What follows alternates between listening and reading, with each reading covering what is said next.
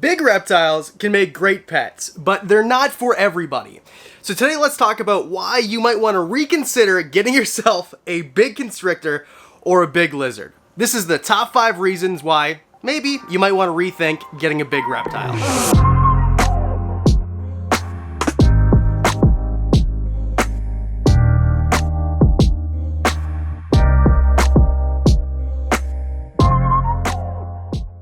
If you've been watching the channel for a while, you know that my bread and butter is animals that are this size, maybe a little bit bigger, but not giants. And there's a few reasons why, so I just want to go over the top 5 reasons why bigger reptiles might not be for you. Number 5, cost.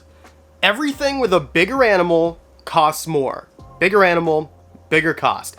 That's generally how it works. And that's why housing ball pythons, suppose you have, 5 ball pythons, you can probably house those in the same space that you'd house one tegu. Because there's a big difference, right? A ball python, which might get to 5 feet, something like that, in comparison to, say, a reticulated python that might be 15, 18 feet, you're gonna need a bigger enclosure for the retic, period. And if you want something like a tegu or a bigger monitor, you're gonna need even more space because in general, lizards oftentimes need a bigger space than a snake. And also the UVB thing, because a tegu needs UVB, where if you don't give UVB to a retic, then it's gonna be fine. So there's just different requirements, but also the fact that, if you have an 8-foot enclosure, an 8-foot by 4-foot enclosure, it's a lot more substrate. If it's a big species that needs to burrow, then you're gonna need like 2 feet of substrate. So it gets really expensive. Not only that, but when you take an animal that's larger to the vet, that's gonna be more expensive as well. And that big cage, that costs more too. It costs a heck of a lot more to have a bigger cage than to have a smaller cage. Kind of obvious. And not only are smaller cages cheaper to make, but they're cheaper to transport, and there's more volume of them. So the difference isn't a little bit, the difference is a lot. If you buy, I think it's a T100 or whatever it is that Professor Herp uses here in this video for his tegu, that's an 8x4x4, I think it's like $1,000 US. But if you want to buy something that's good for a ball python from the same company, that's going to be like $200. So it's a very, very big difference. And although sometimes you can, in fact, use a rack system for bigger animals, like, I don't know, berms or boas or something, like maybe, like I don't have experience, but I know people who do this, the rack's going to be more expensive than a ball python rack or a colubrid rack. So no matter what you do, the housing's going to be more expensive. And oh yeah, bigger animals eat bigger meals. That's how it works. Or more food. No matter how you look at it, the volume is more. The volume, the weight of the food per year is more than for a smaller animal. So if you want to feed something like that big Durmals boa that I showed you at the beginning, she's going to eat large rats or small rabbits once she gets up to full size. She's not even full size yet.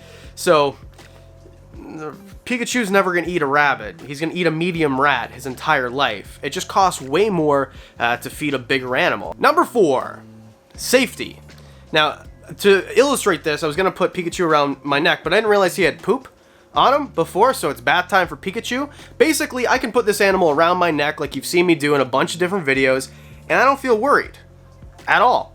It's not going to strangle me to death, right? But if I have a 15-foot or even a 12-foot constrictor snake, something like a full-grown BCC or a Burmese python or a retic or something that gets really big and really long and is really strong, I'm going to be a little bit more nervous. And the safety factor, I know that a lot of people are going to be typing angrily in the comments, oh, snakes don't kill people. And it's true, most of the time, snakes, they don't want to kill you, but accidents do happen. And sometimes it's better to have 2 people. So it's just another obstacle, another thing to think about. If you're someone who lives with, say, a wife or a girlfriend or a husband or whoever, or a roommate who doesn't like snakes and won't help you if something goes wrong, then maybe it's not best for you to have a retic or a berm, or even if it's something that doesn't really need 2 people, something like a tegu, which normally are very placid animals. I'm not saying these animals are dangerous. That's not what I'm saying.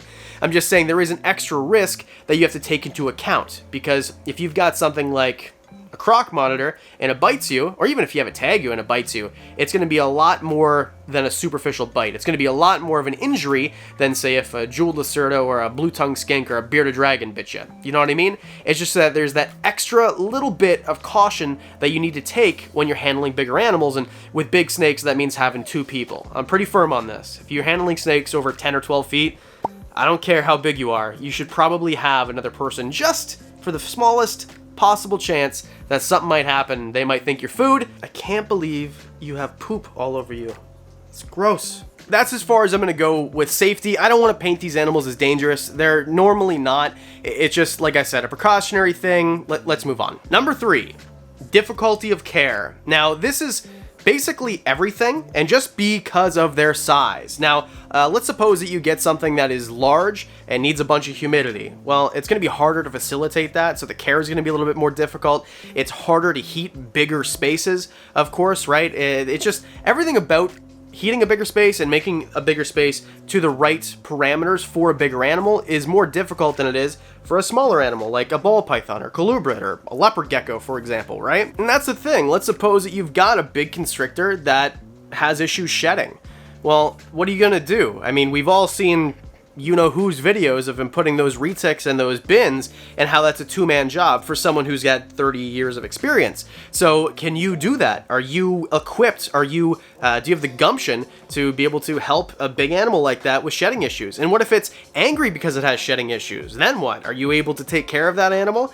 It's just, there's a lot more to think about when just simple things, where if this guy has a shedding problem, I take him and I put him in a tub and that's it. It's like we have a good old time, rubber duckies and all.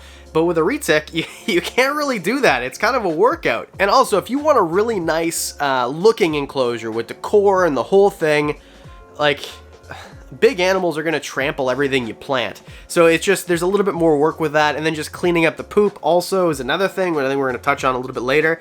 It's just, there's more work involved and everything's a little bit more difficult. And cleaning up, you know, an enclosure that is 4 feet deep is a lot harder than cleaning one that's 2 feet deep. You have to actually get in these enclosures a lot of the time to feed them, or not to feed them, don't do that. To clean them, you have to get in the enclosure. Don't get in their enclosure to feed big snakes or lizards. Number 2, the law. Now, this is a kind of obvious one, some people would think, but let's mention it anyway. In a lot of places, even if it's not your country or your state, maybe just your city, maybe it's just a bylaw that forbids you from having something like a ball python.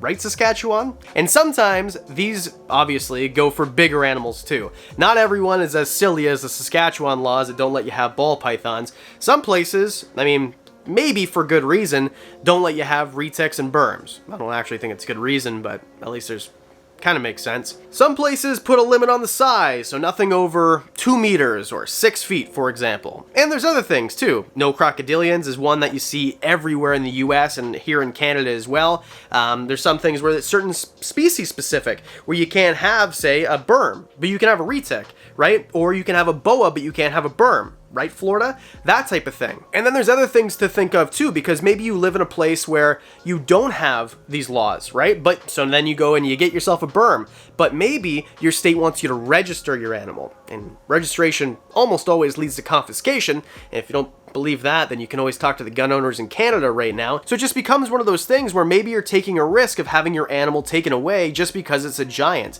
So that's the thing, right? Is if there's no registration, even then, I mean, it takes one person making a foolish mistake and getting hurt by a big animal, and then boom, maybe your city changes the bylaw and you're no longer to have the collection of 7 retics that you have. Or maybe, you know, if it's Florida, you're not allowed to have black and white tegus anymore. I don't know if that's gone through yet or not at the time of this recording, but that's something at this time that's going on, where people with black and white tegus might not be able to keep their animals just because the guys in suits in Florida say, well, you can't because I said so. And that's the point, is it's always changing, right? So the laws right now might not be the same as next week or next month or in 10 years. So it's just something to consider. And again, this whole video is not to deter you. It's just to give you a better look at what you're in for with larger reptiles, which she's not one, but that Dumeril's boa was like pretty difficult to control. So let's move on to number 1. Number 1, everything is a hassle. And here's what I mean. Everything takes a little bit more time, a little bit more muscle, a little bit more help to do. Something as simple as cleaning out an enclosure, as feeding. Something, it just takes more time. If you're feeding a big constrictor, which is, I know I've used this example a million times, thawing out a rabbit or a pig, it just takes a little bit more time. takes a little bit more effort than thawing out a couple of rats. The cleaning of a bigger enclosure takes longer, and it's a little bit more of a hassle. You know, instead of a couple scoops of poop, maybe you're filling up an entire bag, one of those grocery bags full of poop, and there's more work with cleaning as well, and even something as simple as a water change, right? If you have a big water receptacle for one of your bigger animals, it's a little bit more difficult to drain and then refill, a 5-gallon type of receptacle than it is a water bowl like you'll see here. So that's another thing as well. Basically, I'm just in short, everything just takes a little bit more time. And even things as simple as quarantine. Now, the animal that I showed at the very beginning, no, that is not the Doomer's boa I've been showing you for weeks. We got another one last week, and if, Patreon supporters, thank you guys so much. I really appreciate your support. You guys knew about it. For as little as $1 a month, you can know about stuff that I've got that I don't show you on the channel yet. But with her, I had to take one of my big melamine enclosures from the reptile room and then stick it into another room so that she can be away from everybody for a month or two. If you want to know more about quarantine, we've got one up here, video for you to watch. So it's just even something as simple as that, where quarantine for me is no big deal normally. I have a bunch of heat tape available to me, put it on a thermostat, put a bin down in a different room, and wham bam Bob's your uncle. But with her, I can't just put her in a container, because the only containers that would be suitable, even for a quarantine period, would be something big and bulky, and I don't, you know what I mean? I feel like giving animals a better place to live than a cramped tub that you might never open in a different room that's not going to be up to temperature like your reptile room. You're just better off having something that's a little bit nicer to look at, because it is a month or 2 months or 3 months depending how long. I'm just trying to say quarantine, even like simple things, they're harder, it's more of a hassle, and that includes transport. Even transporting this thing. Imagine you have to take it to the vet. Imagine you have a 100-pound animal, or even if you have a tegu. Like, imagine you have a tegu. These things weigh whatever it says here. I can't think off the top of my head. That's going to be a little bit more difficult than taking a gecko and putting it into a deli cup and bringing it to the vet, Or imagine you have a behemoth, like a 100-pound constrictor. Like, it's just more of a pain for everybody. Again, this is your top 5 reasons you might want to reconsider getting a larger reptile. And this is not to dissuade you from ever getting one. I just want to make sure everyone knows what they're getting in for before they go and get one. Because everybody's seen that tiny little berm or that tiny little sulcata or whatever it is, tiny little alligator, some people, or iguanas if you're a 90s kid like me, in every pet store, every reptile shop, and they're cheap, right? And they're easy to get. But people don't realize, you know what? That iguana is going to be a 5-foot beast with a tail that wants to smack you eventually. So, just a little bit of a, hey, think about this before you go and get one. But if they're right for you, big reptiles can be awesome. Just make sure you've got the space, the time, and the gumption to deal with everything that a big reptile is. So with that said, thank you for watching. I really appreciate it. We do videos twice a week. If you like the video, hit the like button, hit subscribe. It really helps me out. I really appreciate it. So I guess that means that I'll see you on Monday.